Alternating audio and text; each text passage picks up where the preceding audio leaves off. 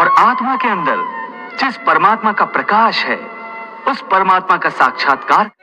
हे केशव, ये सब मानकर भी कि आत्मा नित्य, सनातन और अजन्मा है, उसे शस्त्र नहीं काट सकते, आग नहीं जला सकती, फिर भी प्राणी की आत्मा को दुख सुख, शोक खुशी, मान अपमान, पीड़ा और आनंद का एहसास क्यों होता है? हे पार्थ, मैंने पहले ही तुम्हें बताया कि सुख दुख का आभास करना आत्मा का नहीं, शरीर का काम है। परंतु केशव, शरीर को दुख या पीड़ा तभी होगी जब शरीर को कोई चोट लग जाए या उसका कोई अंग कट जाए। जैसे शरीर आग में जल जाए, उससे जो पीड़ा होती है वो तो शरीर की पीड़ा है। परंतु मान हानि होने से जो दुख होता है या मान होने से जो आनंद आता है, उसमें तो शरीर को कोई चोट नहीं पहुंचती। वो मान हानि का दुख, वो अपकीर्ति की पीड़ा तो आत्मा को ही होती है ना? नहीं अर्जुन, ये कीर्ति अपकीर्ति, मान अपमान, ये लाभ हानि, ये जीतने का आनंद अथवा हारने की पीड़ा, ये भी आत्मा को नहीं होती।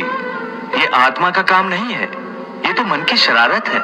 मन की शरारत, इसका क्या अर्थ है केशव? प्राणी के शरीर का एक अदृश्य अंग है मन, जो दिखाई नहीं देता, परंतु वही सबसे शक्तिशाली हिस्सा है शरीर का। ये याद रखो कि मन शरीर का हिस्सा है, उसका आत्मा से कोई संबंध नहीं। आत्मा यदि रथ में बैठा हुआ रथ का स्वामी है, तो मन शरीर रूपी रथ का सारथी है। ये मन ही इंद्रियों के घोड़ों को इधर उधर भटकाता है।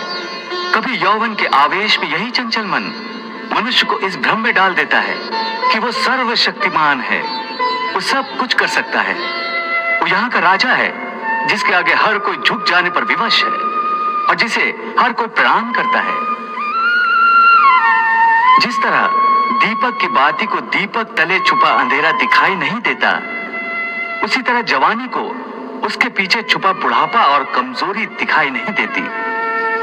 परंतु जब शरीर के दीपक में यौवन शक्ति का घी जल जल कर समाप्त होने लगता है और दीपक तले छुपा अंधेरा बढ़ने लगता है, तो मनुष्य घबराकर चिल्लाने लगता है, मैं बीमार हूं।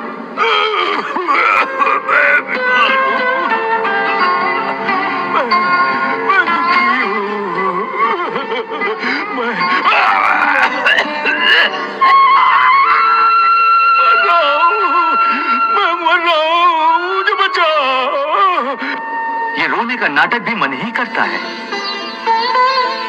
हे अर्जुन, मनुष्य को मैं के घमंड की मदिरा पिलाकर मदहोश करने वाला पाखंडी केवल मन है।